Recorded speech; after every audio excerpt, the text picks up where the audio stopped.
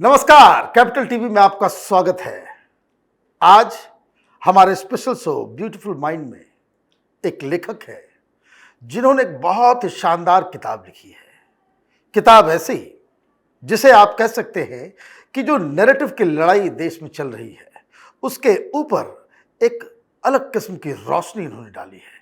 किताब का नाम है Modian consensus, the rediscovery of Bharat, और लेखक का नाम है स्वदेश सिंह। जेएनयू से पढ़ाई की है, अभी दिल्ली यूनिवर्सिटी में पॉलिटिकल साइंस पढ़ाते भी हैं, आर्टिकल्स लिखते हैं, और ये कहा जा सकता है कि नेशनलिस्ट थिंकर्स में he is an upcoming intellectual. स्वदेश जी, आपका बहुत बहुत स्वागत है। बहुत बहुत धन्यवाद सर। जबरदस्त किताब लिखी आपने सर। ये जो किताब आपने लिखी, पहले शुरुआत दौर से चलते ताकि दर्शकों को भी आपको भी समझ में आए कि आखिर इस किताब में ऐसी क्या चीज है कि मैं भी मुग्ध हो गया। मोदियन कंसेंसस, तो मोदियन कंसेंसस पे हम बाद में आएंगे। What is this consensus? Very rightly pointed out sir. Manish ji, क्या है कि ये जो आइडिया है, बेसिक आइडिया है, वो एक कंसेंसस के इर्द गिर्द है। मैंने पिछले 150 साल की जो पॉलिटिकल हिस्ट्री है राइट उसको समझने की कोशिश की, और मैंने ये समझा कि दरअसल जब एक थ्रेशोल्ड क्रॉस कर जाता है, एक टेंजिबल नंबर क्रॉस कर जाता है, एक साइजेबल नंबर क्रॉस कर जाता है कुछ आइडिया के इर्द गिर्द, राइट, तो एक आम सहमति बनती है और देश, समाज या सभ्यता एक दिशा में आगे बढ़ता है। वो बहुत ज़रूरी होती है किसी भी समाज को आगे बढ़ने के लिए, आम सहमति। मैंने पिछले 150 साल में ऐसी 4 आम सहमतियाँ देखी, और मैंने इसमें एक आर्गुमेंट दिया है अपनी पुस्तक में कि हम एक 5वीं कंसेंसस की तरफ आगे बढ़ रहे हैं। पहली जो कंसेंसस है, मैंने देखा कि 1870 से लेकर करीब 1910 का एक समय है। अभी मैं उस पे आऊंगा जी। एक सिंपल शब्दों में, इंटेलेक्चुअल्स बहुत ही ऐसी बातें बोल देते हैं आम लोगों को। कंसेंसस का मतलब, इफ आई एम राइट, मैं दरअसल उसको एलोबरेट कर देता हूं कि ऐसी चीजें कि जिसको आप सुनते ही आपको लगता है कि नहीं यही सही है, वो गलत है, उस पर सवाल उठाना, उसके ऊपर क्रिटिसिज्म करना, वो दैट गोज बियॉन्ड, उसके अलग कोई भी चीज इस तरह से बातें कही गई तो भाई बहुत बहुत सही है। जैसे कि आगे हम बातचीत करेंगे, किताब में बहुत अच्छा मेंशन किया हुआ है कि गांधीयन कंसेंसस, कभी गांधी जी राष्ट्रपिता, सत्य अहिंसा, सारी चीजें जो कुछ गांधी है वो सब सही है। और अगर आपने सवाल उठाया तो आप क्या हो गए? आप फ्रिंज एलिमेंट हो गए। आपने उस कंसेंसस के ऊपर कैसे सवाल, यही है? बिल्कुल ठीक कह रहे हैं आप। तो अब आपने अलग अलग पीरियड में जो किया है कि प्री इंडिपेंडेंस कंसेंसस, उसके बारे में जरा बताइए। तो आज़ादी से पहले करीब 2 कंसेंसस ऐसी मैं देखता हूं कि एक 1870 से लेकर 1915 के बीच में एक कंसेंसस मुझे दिखाई पड़ती है कि कुछ 2 विचार ऐसे मुझे दिखते हैं कि जो भारतीय सभ्यता है, जो इसके जो सभ्यतागत मूल्य हैं वो बेहतर हैं पश्चिमी सभ्यता से। एक देश में ऐसा एक समझ बना। ऐसा मैं इसलिए कह रहा हूँ कि चाहे उस समय जो स्पिरिचुअल फील्ड में काम कर रहे लोग थे, जैसे विवेकानंद, दयानंद, वो अपने क्षेत्र में वैसी बात कह रहे थे। जो रेवोल्यूशनरीज थे, क्रांतिकारी थे, सावरकर, अरविंद, अनुशीलन समिति युगांतर के, वो भी यही बात कह रहे थे। कांग्रेस मॉडरेट्स भी एक तरीके से यही बात कह रहे थे, और लाल पाल जैसे जो कांग्रेस एक्सट्रीमिस्ट थे वो भी यही बात कह रहे थे। तो ये सारे समाज उस समय का जो था वो कह रहा था कि जो भारतीय सभ्यता है वो वेस्टर्न सिविलाइजेशन से, और ये हो रहा था 300 साल बाद, भक्ति मूवमेंट के बाद। ऐसा लेथार्जी और स्लंबर से ऐसे सोए हुआ भारत जो है वो जागृत हो रहा था। ये नेशनल रीअवेकनिंग का, सिविलाइजेशनल रीअवेकनिंग का समय था जब भारत फिर से एक बार खड़ा हुआ। और इसलिए अगर भारत की सभ्यता बेहतर है तो रुडयार्ड किपलिंग की वो लाइन आपने सुनी होगी, वाइट मैन्स बर्डन, यानी कि वो गलत साबित हो रही थी कि कोई इंडिया, ये वो कहते थे कि भारत एक सैवेज का देश है, नोमैडिक ट्राइब है और जंगली लोग हैं, इसलिए हम उन्हें सभ्य बनाने आए। तो यहाँ एक सहमति बनी कि भाई हमारी सभ्यता बेहतर है, उसको आप सभ्य मत बनाइए। आप अगर इसलिए रूल कर रहे हैं तो बिल्कुल ही बाहर चले जाइए, आपके का शासन करना यहाँ पे बिल्कुल गलत है। तो ये 2 एक सहमति बनी, इसको मैंने कहा है। तो उसका डिफाइनिंग फीचर दरअसल उस समय सिविलाइजेशनल पॉइंट ऑफ व्यू है, इसलिए उसको सिविलाइजेशनल कंसेंसस का। दूसरा गांधीयन कंसेंसस की आप बात कर रहे हैं, तो जो 20 से लेकर 47 तक का समय है वो गांधीयन कंसेंसस का समय है। ऐसा नहीं है कि उस समय कम्युनिस्ट नहीं थे या संघ नहीं था या सोशलिस्ट नहीं थे, वो विचार होते हैं, उनके इर्द गिर्द भी कुछ लोग होते हैं, लेकिन वो हाशिए पे होते हैं, वो विचार, वो फ्रिंज एलिमेंट होते हैं। दरअसल एक डोमिनेटिंग आइडिया होता है जिसके इर्द गिर्द कंसेंसस बनी होती है। तो गांधी जी का सत्य है, अहिंसा है, स्वराज है, स्वदेशी है, ऐसे बना है। गांधी जी कमोबेश वही बातें कर रहे थे जो सिविलाइजेशनल कंसेंसस में कही जा रही थी। 2 पॉइंट में मुझे डिपार्चर दिखता है कि वो हिंदू मुस्लिम यूनिटी को नहीं समझ पाते और इस स्ट्रगल में, नेशनल स्ट्रगल में, फ्रीडम स्ट्रगल में वायलेंट मीन का कितना इस्तेमाल हो, इस पे उनकी सहमति नहीं दिखाई पड़ती। सिविलाइजेशनल कंसेंसस में सावरकर, अरविंद और सारे जो क्रांतिकारी हैं उनका भी हमें एक समझ दिखाई पड़ती है। 2 पॉइंट पे डिपार्चर है, इसलिए उसको मैंने अलग एक फेज कहा है कि 25-27 साल 30 साल का वो एक अलग फेज है। तीसरा जो आता है नेहरूवियन कंसेंसस, ये आज़ादी के बाद का है। तो ये जो आज़ादी का बाद का जो नेहरूवियन कंसेंसस, ये इसमें बहुत ज़्यादा डिपार्चर है, डायमेट्रिकली अपोजिट हो जाता है। गांधी जी अगर कुटीर उद्योग की बात करते हैं तो ये हैवी इंडस्ट्री की बात करते हैं, सेंट्रलाइज प्लानिंग की बात करते हैं। इसके 3 पिलर हैं। मुझसे पहले गिरिलाल जैन जी देश के बड़े पत्रकार हो, उन्होंने नेहरूवियन कंसेंसस की चर्चा की है। सोशलिज्म की बात होती है, सेकुलरिज्म की बात होती है, नॉन अलाइनमेंट की बात होती है। तो 50 से लेकर 90 तक का समय नेहरू जी, उनके बाद उनकी बेटी, उनके बाद उनके पोते, वो उस समय रहते हैं और इसके नेहरूवियन कंसेंसस होती है। उसमें तमाम तरीके से जो देश की राजनीति जिस तरह करवट लेती है, जिस तरह शिक्षा क्षेत्र में बदलाव आते हैं, उसको विस्तार से इस किताब में बताया गया है। नेहरू जी एक मॉडर्न स्टेट बनाना चाहते थे। हम लोग कहते हैं ना थोड़ा मॉडर्न विचार के थे। अगर नेहरू जी मॉडर्न विचार के थे तो मैं बहुत गंभीरता से इस बात को कहता हूं कि 1946 से लेकर 1958 तक एक मदरसे से एजुकेटेड मौलाना अबुल कलाम आज़ाद वो इस देश के शिक्षा मंत्री कैसे रह जाते हैं। वो उनको उर्दू के विद्वान थे, वो पर्शियन विद्वान थे, अरेबिक विद्वान थे, मदरसे से एजुकेटेड, तो कैसे बन जाते हैं। वो किस तरह की एक सहमति, क्योंकि सेकुलरिज्म की एक सहमति उन्होंने बना के रखी हुई थी। उनकी बेटी एक कदम और आगे जाती है, वो क्या कहते हैं, all India Muslim personal law board बनाती हैं। 1976 में सेकुलर जैसा शब्द जोड़ती है जो उनके पिताजी ने, कॉन्स्टिट्यूशनल फोर फादर तो थे, उनके तो फादर भी थे, उन्होंने अगर जोड़ना नहीं समझा, उनको लगा कि अगर संविधान इन लेटर एंड स्पिरिट सेकुलर है तो उसमें सेकुलर वर्ड क्यों जोड़ना, सामने विपक्ष था नहीं 76 में, आपने सेकुलर वर्ड जोड़ दिया, समाजवादी शब्द जोड़ दिया। जब लेटर एंड स्पिरिट में हम एक समाजवादी व्यवस्था ला रहे हैं कि इक्वल डिस्ट्रीब्यूशन ऑफ रिसोर्सेज, तो आप क्यों उसको समाजवादी शब्द जोड़ते हैं जब विपक्ष भी नहीं है। उसके आगे जाते हैं, राजीव गांधी जी आते हैं तो हम और देखते हैं सेकुलरिज्म अपने एक और भी फॉर्म में पहुंचता है, वर्स्ट फॉर्म में, जब शाहबानो जैसा केस होता है कि कुछ मौलानाओं के दबाव में पार्लियामेंट में लाके सुप्रीम कोर्ट का डिसीजन बदल दिया जाता है। तो ये सेकुलरिज्म के इर्द गिर्द एक राजनीति होती है। ऐसे ही हम देखते हैं कि समाज 1956 में Nehru ji socialist pattern of society की बात करते हैं, इंदिरा गांधी जी सोवियत रशिया के साथ सामरिक संधि कर लेती है। और इसमें मैंने मेंशन किया है, लोगों को ये पढ़ना चाहिए, मैथ्रोकिन आर्काइव में ये साफ साफ पता चला कि वहाँ के रशिया की एजेंसीज ने कहा है कि अगर भारत को समझना है तीसरी दुनिया के किसी देश में आपको बिना तख्ता पलट किए कब्जा करना है, उस सिस्टम को कैप्चर करना है, तो उसके लिए भारत बहुत अच्छा उदाहरण है। 1966 से लेकर 1977 तक, चाहे 1968 में दीनदयाल जी का जाना हो, यहाँ नहीं रहे, रहस्यमय परिस्थितियों में उनकी मौत हो गई, ललित नारायण मिश्रा की और लाल बहादुर शास्त्री जी की, ऐसे तमाम चीजें देश में होती हैं जो हमको लगता है कि यूं ही हो रही थी। इस देश में लेखक, कलाकार, राजनीतिक, ब्यूरोक्रेट्स, वो सारे के सारे फंडेड होते हैं। ये उस आर्काइव में पता चलता है, पूरी आप जाके गोद में बैठ जाते हैं। तो ये समाजवाद जो नेहरू जी, क्योंकि जो इसमें चर्चा है कि कैसे जो खुद इन्वेंट करता है आइडिया वो सही कर लेता है, लेकिन उसको जो बाद में फॉलो करते हैं वो उतना नहीं फॉलो कर पाते, तो उसकी वजह से वो दिक्कत आती है। नॉन अलाइनमेंट हमने देखा कि हमें कोई मदद ही नहीं करता है, चाहे 62 की लड़ाई हो, 71 की लड़ाई हो,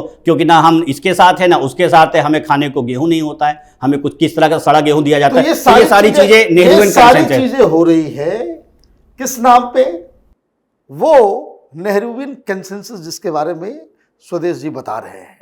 मतलब ये कि सरकार कोई भी इस तरह के जो तमाम एग्जाम्पल्स स्वदेश जी ने दिए वो गलत फैसले थे, लेकिन उसको सही करार दिया गया हिंदुस्तान के उस आइडियोलॉजिकल अपरेटस के द्वारा। उसको जस्टिफिकेशन कौन दे रहा है, वो जस्टिफाइड अपने आप हो रहा है क्योंकि देश ने इस नेहरूवियन कंसेंसस को सही मान लिया। एक छोटा सा उदाहरण देता हूं, समझिएगा। 1950 से लेकर 1980 तक की जो आर्थिक वृद्धि दर है, इकोनॉमिक ग्रोथ है, 3.8% आंकी गई। और जानते हैं उसको नाम क्या दे दिया गया?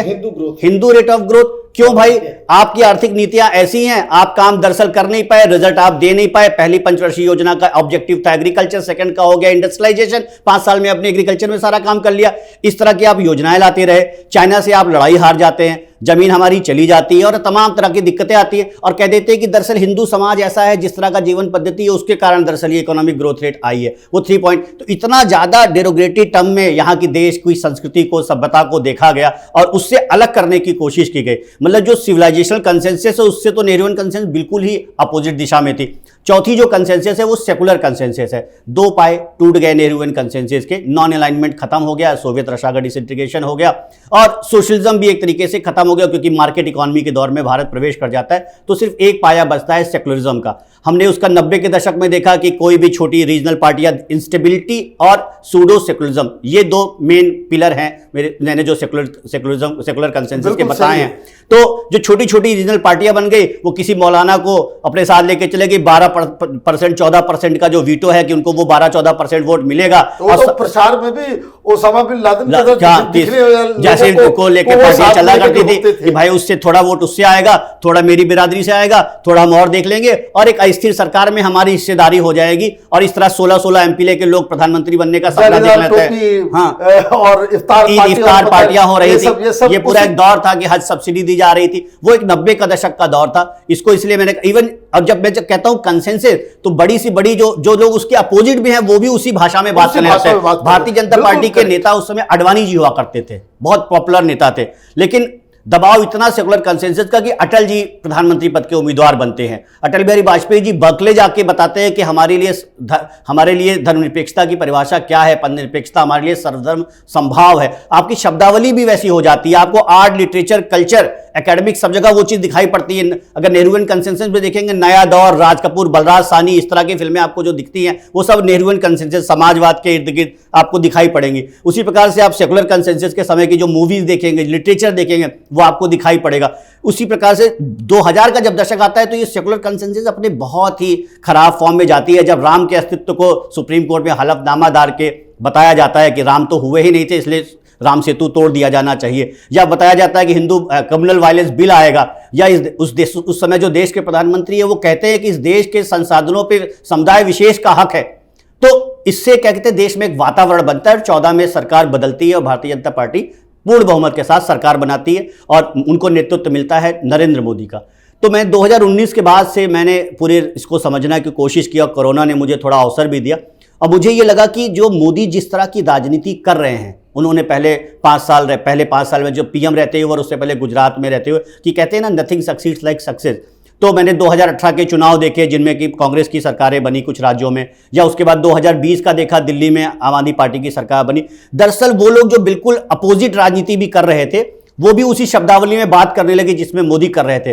अरविंद केजरीवाल कहने लगे मैं कट्टर देशभक्त हूँ, राम भक्त हूँ, जो कल तक कहते थे अस्पताल बनाना चाहिए अयोध्या में, अभी कुछ दिन पहले वो दर्शन करके आए हैं। या जय श्री राम नारा लगा, जय श्री राम नारा लगाए, मैं श्रवण कुमार हूँ, दिल्ली में टीवी के सामने दिवाली का उत्सव मना रहे हैं। या क्या कहते हैं प्रियंका गांधी कह रही है मैंने तो 9 दिन का व्रत रखा। ये ममता बनर्जी चंडी का पाठ कर रही है, गंगा में डुबकी लगा रही है। राहुल गांधी कह रहे हैं मैं काले आसमान सरोवर गया था। मंदिर सब लोग घूम रहे हैं। तो इसी को मैंने कहा है कल्चरल रूटेडनेस।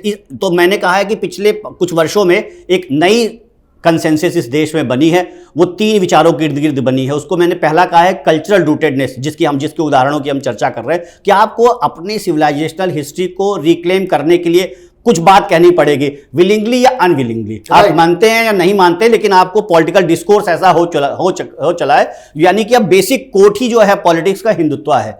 तो अब आप क्या कहते हैं उसी के इर्द गिर्द आपको बात, सॉफ्ट हिंदुत्व कहिए, हार्ड हिंदुत्व कहिए, जो कहना है कहिए, लेकिन आपको उसके इर्द गिर्द बात कहनी पड़ेगी। ये पहली शर्त है आज के राजनीति के मेन डिस्कोर्स में रहने के लिए, अदरवाइज आप फ्रिंज हो जाएंगे। दूसरा मैंने कहा असर्टिव नेशनलिज्म। एक जमाना था 10-12 साल पहले कि देश की बड़ी लेखिका वो टेररिस्ट से मिलकर आ जाती थी, नक्सलाइट से मिलकर, जिनको भारत सरकार ढूंढ रही है, ऑपरेशन ग्रीन हंट चला के वो छत्तीसगढ़ के जंगल में जाके आराम से गमछा मार के मिलकर मीटिंग करके आ जाती थी और वॉकिंग विद कॉमरेड जैसी किताबें लिख दिया करती थी, बड़े बड़े पब्लिशर छाप देते थे। अब ऐसा संभव नहीं है। आप क्या कहते हैं उन क्षेत्रों के विकास की बात तो कर सकते हैं, लेकिन उनके हिंसा का समर्थन आज नहीं कर सकते। आप फ्रिंज हो जाएंगे, आप हाशिए पे चले जाएंगे।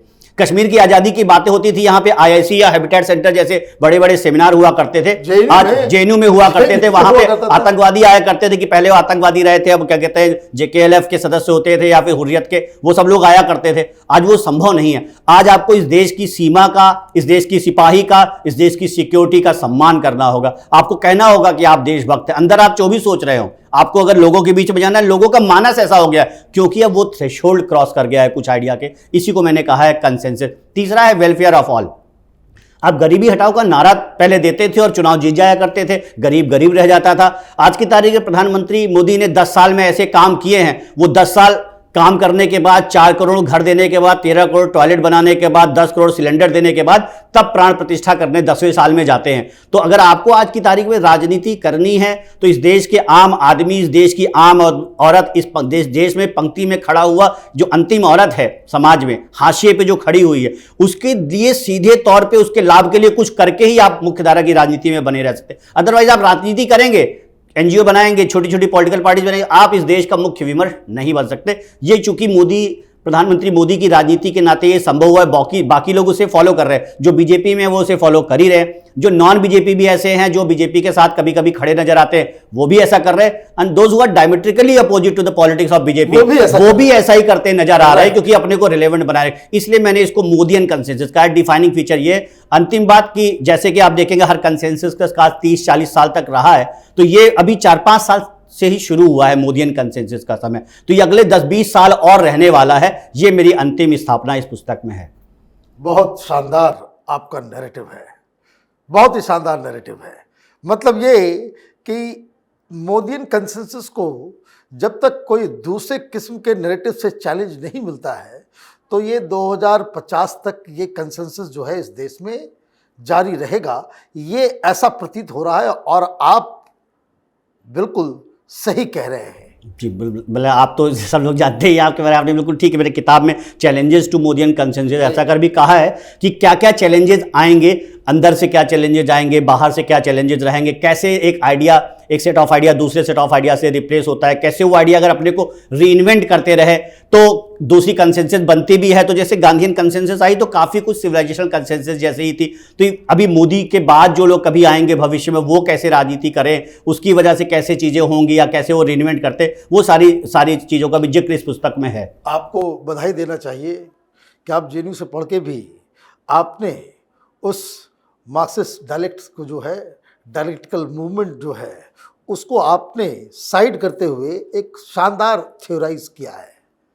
आपको बहुत बहुत मुबारक। और मैं चाहूँगा कि जो कोई भी इसे पढ़ सकता है इसे ज़रूर पढ़ें। वो इसलिए भी क्योंकि ये खेल पूरा नैरेटिव का है। We are back to square one. जो पहला कंसेंसस जो हिंदुस्तान में आज़ादी की लड़ाई के बीज को बोया, जिसे स्वदेश जी ने कहा सिविलाइजेशनल कंसेंसस, वो एक ऐसा आधार बनता है कि जिसके ऊपर नेहरू और गांधीयन कंसेंसस बनता है। मोदियन कंसेंसस उसी का नया फॉर्म है। जो सिविलाइजेशनल कंसेंसस, हमें गर्व होना चाहिए हमारी अपनी आइडेंटिटी, इतिहास, संस्कार, संस्कृति, सिविलाइजेशन, धर्म, यहाँ के हर चीज के ऊपर ये गर्व करने का ये जो एक वातावरण देश में बना है वही मोदियन कंसेंसस है। आपका बहुत बहुत धन्यवाद। अगर आपका ये वीडियो पसंद आया तो आप इसे लाइक करें, शेयर करें और कैपिटल टीवी को सब्सक्राइब करें और फौरन इस किताब को अलग अलग इंटरनेट प्लेटफॉर्म्स पे जो अवेलेबल है उस पर ऑर्डर करें।